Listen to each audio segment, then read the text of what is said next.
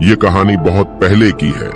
किसी नगर में एक व्यक्ति रहा करता था जिसका इस संसार से मन भर चुका था, जो इस संसार की मोह माया को त्याग देना चाहता था। उसने एक दिन यह फैसला किया कि वह इस संसार की हर एक मोह माया को त्याग देगा। उसने अपना मन बना लिया था। उस व्यक्ति ने सन्यासियों का जीवन देखा था और उसने अब यह तय कर लिया था कि वह अब एक सन्यासी बनेगा। वह तुरंत अपने घर से निकलकर पास में रह रहे एक बौद्ध भिक्षुक के पास जाता है और उनसे कहता है कि मुझे एक सन्यासी जीवन जीना है। मैं इस संसार की मोह माया को त्याग देना चाहता हूँ। इस पर वह बौद्ध भिक्षु उस सन्यासी से कहते हैं कि क्या तुम सच में सन्यासी का जीवन जीना चाहते हो? इस पर वह व्यक्ति उस बौद्ध भिक्षु के सवालों का जवाब देता है और कहता है, जी बिल्कुल। वह व्यक्ति कहता है, मैंने तय कर लिया है कि अब मुझे इस संसार की मोह माया को त्यागना है। उस वृद्ध की बात सुनकर बौद्ध भिक्षु कहते हैं, तो ठीक है, लेकिन तुम्हें मेरी एक बात माननी होगी। इस पर वह व्यक्ति कहता है कि मैं आपकी सारी बात मानने को तैयार हूँ। इस पर वह बौद्ध भिक्षु उस व्यक्ति से कहते हैं कि आज के बाद तुम मुझसे कभी नहीं मिलोगे। जब मुझे जरूरत होगी तब तुम्हें खुद ही बुला लूंगा। हमारे आश्रम में 1000 सन्यासी रहते हैं। तुम्हें उन्हीं की तरह रहना है और उन्हीं की तरह खाना है, उन्हीं की तरह वस्त्र पहनना होगा और ठीक वैसा ही जीवन जीना होगा जैसे कि वे सब जी रहे हैं। इस पर वह व्यक्ति कहता है कि ठीक है गुरुवर, मैं तैयार हूँ। इतना कहकर वह व्यक्ति उस बौद्ध भिक्षु को प्रणाम करता है और वहां से आश्रम की ओर चला जाता है। आश्रम में जाने के बाद उसे एक कमरा मिलता है। वहां जाकर चुपचाप बैठ जाता है। आश्रम में रहने वाले सभी लोग उसे चावल कूटने का काम दे देते हैं। वह व्यक्ति उन 1000 सन्यासियों के लिए हर रोज चावल कूटने का काम करने लगा। इसी तरह उसका जीवन व्यतीत होने लगा। उसे लगता था कि जब गुरुजी को उसकी जरूरत होगी तब वह उसे बुला लेंगे। इसी इंतजार में वह व्यक्ति वहां रहने लग जाता है। वह सुबह से लेकर शाम तक केवल चावल कूटने का ही काम करता था। उसे यह काम करते करते धीरे धीरे 12 साल बीत गए। अभी तक वह बौद्ध भिक्षुओं ने उस चावल कूटने वाले व्यक्ति को कभी नहीं बुलाया। लेकिन यह काम करते करते अब उस चावल कूटने वाले व्यक्ति के मन में कोई भी विचार नहीं रह गए थे। न ही कोई अड़चन और न ही कोई समस्या उसके मन में पनप रही थी।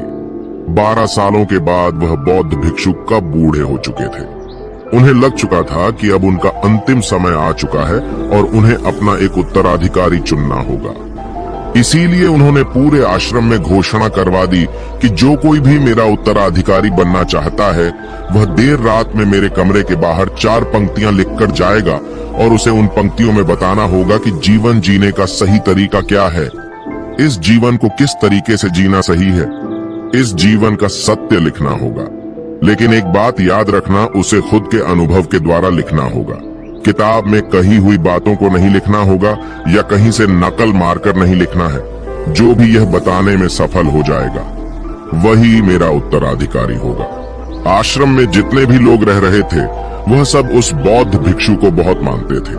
कोई भी उन्हें धोखा नहीं देना चाहता था। सभी भिक्षुओं के मन में यह चाहत थी कि वह उनका उत्तराधिकारी बने, लेकिन कोई भी यह काम करना नहीं चाहता था।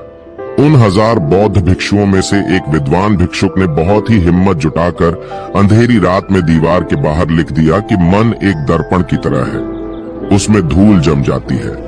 उस धूल को साफ कर दो तो सत्य अनुभव में आ जाता है और सत्य मिल जाता है। ये 4 पंक्तियां उस शिष्य ने बड़ी हिम्मत जुटाकर अपने गुरुवर के कमरे के बाहर लिख दिया। अगली सुबह जब बौद्ध भिक्षु उठे और कमरे के बाहर लिखी 4 पट्टियों को पढ़ा और कहा कि किस मूर्ख ने लिखी है, मेरी दीवार को किसने खराब कर दिया है, उसे पकड़कर अभी मेरे पास लाओ। जब आश्रम में सभी लोगों ने पता किया तो पता लगा कि वह विद्वान शिष्य उन पंक्तियों को लिखने के बाद रात्रि में ही उस आश्रम को छोड़ दिया था, क्योंकि यह विचार उसके अपने नहीं थे और विद्वान शिष्य ने जाते जाते अपने कुछ मित्रों से कह दिया था, सुबह अगर गुरुवर को मेरी कुछ 4 पंक्तियां पसंद आई तो वह लोग मुझे बता देंगे, और अगर इन 4 पंक्तियों को पढ़ने के बाद गुरुवर गुस्सा हो जाएं तो तुम सब मेरा पता उन्हें कभी भी मत बताना। आश्रम के सभी लोग चिंता में पड़ गए कि कितनी अच्छी पंक्तियां तो लिखी हैं उसमें, फिर भी गुरुवर नाराज क्यों हो गए। इतनी अच्छी बात तो लिखी थी उसने कि माँ ने दर्पण की तरह है, अगर उसे साफ कर दिया जाए तो उसका प्रतिबिंब अस्पष्ट दिखने लगता है। वे सब कहते हैं, चलो देखते हैं कि गुरुवर को ऐसा उत्तराधिकारी कौन मिलेगा जो उनके सवालों का सही जवाब उस दीवार पर लिख सके। वह कौन होगा जिसके पास इससे भी विचार होंगे। कुछ लोग यह सब बातें उस चावल कूटने वाले व्यक्ति के कमरे के बाहर कर रहे थे। वह चावल कूटने वाला व्यक्ति पूरी बातें सुन लेता है और जोर जोर से हंसने लग जाता है। लोग उससे पूछते हैं, इसमें हंसने वाली बात क्या है? तुम्हें इसमें क्या गलत लगता है? वह चावल कूटने वाला व्यक्ति कहता है, गुरुवर सही तो कह रहे हैं कि किस नासमझ ने यह सब लिखा है। इस पर वैसे लोग गुस्सा हो जाते हैं और उस चावल कूटने वाले से कहते हैं कि तुम्हें क्या पता, तुम तो 12 सालों से सिर्फ चावल कूटने का ही काम कर रहे हो। तुम्हें किस बात का ज्ञान है? न तो तुम्हें शास्त्रों का ज्ञान है और न ही गुरुदेव ने तुम्हें कभी ज्ञान दिया। अगर तुम्हें इतना ही ज्ञान है तो तुम ही क्यों नहीं अच्छे शब्द बता देते? वह व्यक्ति हंसते हुए कहता है कि ठीक है, मैं जरूर बता दूंगा, लेकिन इतने सालों से मैंने लिखने का अभ्यास नहीं किया हूं तो लिखना मैं भूल गया हूं। मैं बातों को जरूर बता दूंगा, लेकिन किसी को मेरी बातें लिखनी होगी। और यह भी याद रखना कि मुझे उत्तराधिकारी बनने का कोई भी शौक नहीं है। इस पर वैसे लोग कहते हैं, तो ठीक है, क्या लिखना है बताओ। वह चावल कूटने वाला व्यक्ति कहता है, तो लिखो जो मैं बता रहा हूं। कैसा दर्पण कैसी धूल, न कोई दर्पण न कोई धूल जो इसे जान लेता है वह सत्य को प्राप्त हो जाता है। यह बात उस गुरुदेव के कानों में पड़ जाती है। आधी रात को वह गुरुदेव उस चावल कूटने वाले व्यक्ति के पास आते हैं और उससे कहते हैं कि तुम यहाँ से चले जाओ, वरना यहाँ पर रहने वाले आश्रम के सभी 1000 लोग तुम्हें छोड़ेंगे नहीं। यह जोगा ले लो, तुम मेरा उत्तराधिकारी बनना चाहो या न जाओ, इससे कोई फर्क नहीं पड़ता। तुम उत्तराधिकारी बनो या न बनो, लेकिन जो शब्द तुमने कहे थे वही शब्द बिल्कुल सत्य हैं और जीवन के अनुभव को दर्शाते हैं। इसलिए मन ही मन मैं तुम्हें अपना उत्तराधिकारी मान लिया हूँ। और अगर यह बातें उन 1000 आश्रम वाले लोगों तक पहुंच जाएंगी तो वह सब तुमसे जलने लगेंगे और तुम्हें चोट पहुंचाएंगे।